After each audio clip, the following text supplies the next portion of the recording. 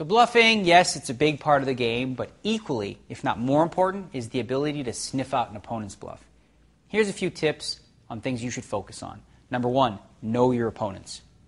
Before you even play a hand versus an opponent, you should pay close attention to their tendencies and try to figure out if bluffing is something that is part of their arsenal.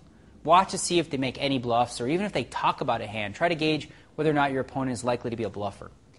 Being a poker player is often a little bit like being a profiler. Before you even face a decision against an opponent, you should classify that opponent as either a habitual bluffer, straightforward player, or a player that bluffs sporadically, and that's obviously the toughest one to face.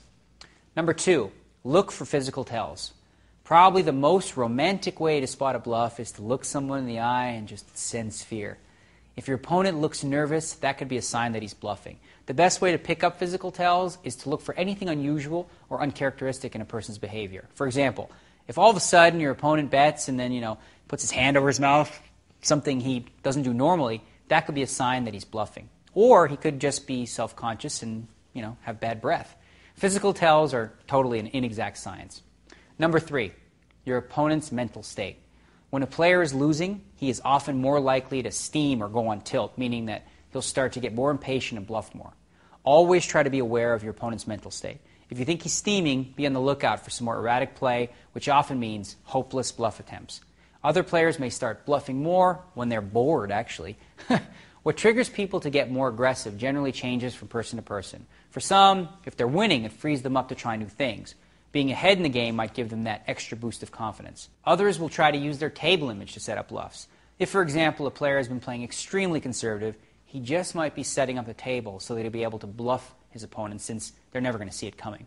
It's actually a good ploy that works well. So be on the lookout for this type of player, and you won't be fooled when the time comes to pick off a bluff. Number four, situations where your opponent's either going to have the nuts or nothing. You're often going to find yourself in a hand where, based on your opponent's betting, you come to the conclusion that he either has to have the best possible hand or total junk. This is actually a very common situation to be in. Since making a nut hand is so difficult, you should lean towards calling your opponent's bet if your thinking is that he's either got the nuts or nothing, especially if the bet's not too big. Number five, strange betting patterns. This is probably the best and most accurate way to sniff out a bluff. You really need to pay attention to the way your opponent has played past hands in order to make educated decisions in the future. By spotting betting patterns in your opponent, it will be easier for you to spot bets that just don't seem to make much sense in accordance with the way the guy's played in the past. For example, let's say that you've picked up a pattern on your opponent that when they make a flush in the turn, they always slow play and check in the hopes that you're going to bet so they can check raise you. Now a flop comes, king of hearts, 7 of hearts, and a 10. And the turn card's the 5 of hearts. Your opponent check calls the flop, but is now betting on the turn when the third heart hit. Since you've picked up on your opponent's betting pattern, you should be able to rule out the possibility that your opponent has the flush. Unless, of course, he's mixing up his play effectively.